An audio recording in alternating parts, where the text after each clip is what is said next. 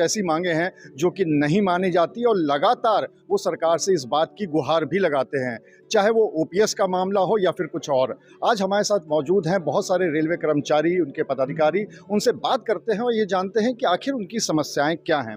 सबसे पहले आपसे जानना चाहेंगे, सबसे बड़ी एक तो ओपीएस की समस्या आप लोगों की बहुत बड़ी है, उसके अलावा क्या है? लेकिन समस्याओं का तो अब अंबार लग गया है। हमारी सेफ्टी कैटेगरी में भी लाखों वैकेंसीज हैं, उन वैकेंसीज को भरा नहीं जा रहा। परिणाम क्या हो रहा है कि हम जगह जगह ये देख रहे हैं कि रेलवे की संरक्षा प्रभावित हो रही है। आपने देखा होगा किसी न किसी रूप में ट्रेन के संचालन पर दुष्प्रभाव पड़ रहे हैं। अगर हम ये जल्दी से जल्दी नहीं भरेंगे, संरक्षा से संबंधित पद चाहे ट्रेन के संचालन के मामले हों, चाहे ट्रैक के अनुरक्षण के मामले हों, जब ट्रैक का अनुरक्षण हम प्राइवेट हाथों में देने लगते हैं तो ये सबसे बड़ी गंभीर समस्या आती है हमारे सामने, क्योंकि ट्रैक का अनुरक्षण मामूली काम नहीं है। हम प्राइवेट लोग इस बात के लिए कतई उत्तरदायी नहीं हैं कि यदि कुछ भी फेल्योर होता है, किसी भी तरह की परेशानी आती है ट्रेन के संचालन में, तो उन्हें कतई उत्तरदायी नहीं ठहराया जा सकता है। जबकि हमारा रेल कर्मचारी 24 घंटे काम करता है।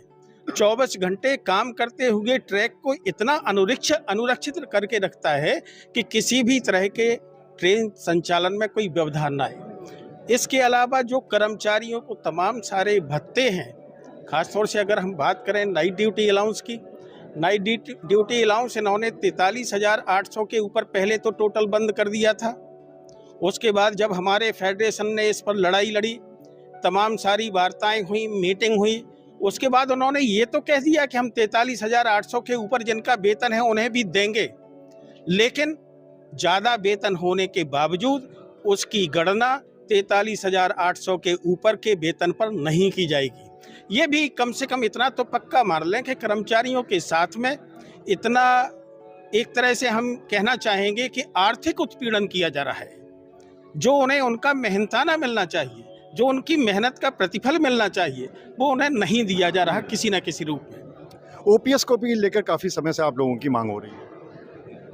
ये आज के जो ये नॉर्थ सेंट्रल रेलवे एम्प्लॉइज संघ की जो आज वर्किंग कमेटी मीटिंग बुलाई गई है, ये विशेषतः ओल्ड पेंशन स्कीम को लागू कराने के लिए और जो हमारे पेंडिंग इशू हैं, मुद्दे हैं जो रेलवे बोर्ड स्तर पे है, हमारे महाप्रबंधक स्तर पे है, मंडल में डिवीज़न स्तर पे है, उन सबों के संबंध में आज चर्चा करने के लिए बुलाई गई थी। आज जो है जो हम लोगों ने अपने नई पेंशन स्कीम को रद्द कराने के लिए जो ओल्ड पेंशन स्कीम को लागू किया जाना है, उसके लिए जो हमने स्ट्राइक बैलेट कराया था, उसमें जो कर्मचारियों ने अपनी राय दिया है वो लगभग 98.7% के आसपास कर्मचारी जो है आज हड़ताल के पक्ष में हैं। लगातार हम लोग इसका विरोध कर रहे हैं। हमारी फेडरेशन NFIR है, उसने और NCRES ने लगातार 2004 से इसके लिए संघर्ष किया। अभी हमारे जो NCRES के अध्यक्ष महोदय हैं, उन्होंने भी बताया नाइट ड्यूटी अलाउंस के बारे में। और भी इशूज हैं जिसके संबंध में कि हमारा संघर्ष चल रहा है। अभी हमारे ऑफिस बियर्स की मीटिंग हुई, उसमें हम लोगों ने ये तय किया है कि अब ये स्ट्राइक बैलेट का परिणाम आने के बाद अभी हम लोग जनवरी के पहले सप्ताह के बाद 24 घंटे के उपवास का कार्यक्रम चलाएंगे, जो 4-5 दिनों तक अनवरत चलेगा।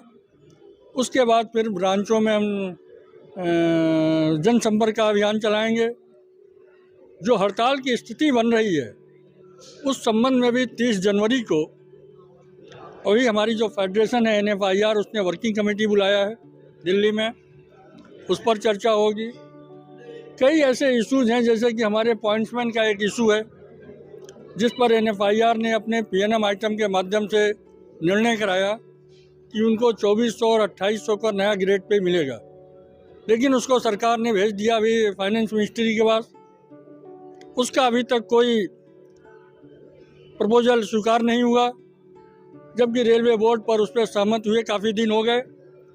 उसी तरह जो हमारा 7th पे कमीशन था, जिसने अपनी रिपोर्ट में लिखा है कि कोई ज़रूरी नहीं है कि प्रत्येक 10 साल में वेतन का संशोधन किया जाएगा या पे कमीशन बैठेगा, सरकार उसको बिना किसी कार्य सीमा के, बिना किसी कार्यकाल सीमा के उसको रिवाइज कर सकती है। जो एक्यूरेट फार्मूला है जिसके आधार पर कि 7th पे कमीशन ने न्यूनतम वेतन 18,000 रुपये निर्धारित किया था, उस हिसाब से भी आज जो जुलाई के महीने में 2023 में कर्मचारियों का वेतन 32,500 होना चाहिए, लेकिन हमको मिल रहा है मुश्किल से 26,000, उसमें भी 7-8 हज़ार का अंतर है। इसकी भी हमारी मांग है। इस तरह और हमारी बहुत सारी मांग है। कई सारी मांगे हैं जिनको लेकर लगातार आप सरकार से भी मांग कर रहे हैं। अगर सरकार, देखिए सरकार ने एक तरह से साफ कर दिया है कि वो ओपीएस को फिर से नहीं लाने वाली, अगर नहीं आती है तो क्या करेंगे? आज के इस वर्किंग कमेटी मीटिंग में एनएफआईआर के संयुक्त महामंत्री, एनसीआरएस के महामंत्री आदरणीय आरपी सिंह साहब मौजूद हैं। एनसीआरएस के केंद्रीय अध्यक्ष श्री बीजी गौतम साहब यहाँ पे मौजूद हैं। आप उसके बारे में बताइए, अगर ओपीएस नहीं होता। आपको बता रहा हूँ, और उसी पे निर्णय लेने के लिए यहाँ पे आज की मीटिंग हो रही है। ओपीएस लागू करने के लिए नए जो भी हमारे युवा साथी हैं बिल्कुल मचल रहे हैं आंदोलन के लिए। जैसा कि महामंत्री जी ने अपने उद्बोधन में बताया कि 98% से ऊपर लोग हड़ताल के पक्ष में हैं, ओपीएस बहाली चाहते हैं। इसके मद्देनज़र आज ये निर्णय लेने का वक्त है। इसके बाद महामंत्री जी ने बताया कि एनएफआईआर की मीटिंग है 30 तारीख को नई दिल्ली में, तो एनएफआईआर एनसीआरएस एक निर्णय लेकर के आगे की रूपरेखा तैयार कर रही है और आंदोलन बड़े स्तर पे होगा। निश्चित कुछ और भी समस्याएं हैं, खासकर जो महिला कर्मचारी हैं उनको लेके भी समस्याएं हैं, उसमें क्या मांग है? अभी सबसे बड़ी समस्या जो पूरे देश में है ओपीएस की समस्या है। महिला कर्मचारी भी ओपीएस से ग्रसित है। देश का, पूरे विश्व में भारत को युवा का देश कहा जाता है और भारतीय रेलवे में 70% युवा हैं और युवा का मात्र एक मांग है, ओपीएस। एनपीएस को कैंसिल करो, ओपीएस लागू करो। ये भारत सरकार मजदूर विरोधी सरकार है, रेल कर्मचारी विरोधी सरकार है। इनको अपने पार्लियामेंट मेंबर को, विधानसभा मेंबर को जितने बार जीत के आएंगे, पेंशन देने के लिए इनके पास खजाने में पैसे हैं, रेल कर्मचारी को देने के लिए इनके पास, इनकी अर्थव्यवस्था गड़बड़ा जाएगा। युवा जाग चुका है, पूरे देश में क्रांति आ चुका है। जब तक सिर्फ एक डिमांड है हम लोगों का, निर्णय हमारे महामंत्री जी ले चुके हैं, उनके निर्देशन में हम प्रयागराज मंडल के 32,000 एम्प्लॉय के मंडल मंत्री हैं। हम लोग निर्णय ले चुके हैं, पूरे जोन में प्रयागराज मंडल हो, आगरा मंडल हो या झांसी मंडल हो, सभी जगह ये निर्णय ले चुके हैं कि ओपीएस लेके रहेंगे। मात्र ओपीएस हम लोगों का डिमांड है। इसके लिए जो भी करना पड़ेगा, रेल का चक्का जाम करना पड़ेगा। हमारे जो महामंत्री आरपी सिंह हैं, ये पूरे भारतवर्ष संयुक्त महामंत्री एनएफआईआर के हैं। पूरे देश में रेल का चक्का इनके निर्देशन में जाम होगा और ओपीएस कोई खैरात नहीं इनसे मांग रहे हैं, हम अपना अधिकार मांग रहे हैं। सभी युवा जाग चुका है और अधिकार लेके रहेंगे और सभी जगह, सभी स्टेशन पर, चाहे जहां जो गाड़ी है वही खड़ी होगी। हम लोग भूख हड़ताल करेंगे, चाहे हम लोग को प्राण की आहुति देना पड़ेगा, आहुति देंगे और अपना अधिकार लेके रहेंगे। एनसीआरएस जिंदाबाद, महामंत्री आरपी सिंह जिंदाबाद, युवा जिंदाबाद। बहुत ज़्यादा यहाँ पर आक्रोशित भी हैं यहाँ के जो रेलवे कर्मचारी हैं और उनकी ओपीएस को लेकर एक बहुत बड़ी मांग है। वो लगातार इस बात की मांग कर रहे हैं कि ओपीएस को लाएं और उन्होंने एक तरह से चेतावनी भी दे दी है कि अगर ओपीएस को लागू नहीं किया जाता है तो वो रेल का चक्का जाम करने से भी पीछे नहीं हटेंगे। कैमरामैन शारिक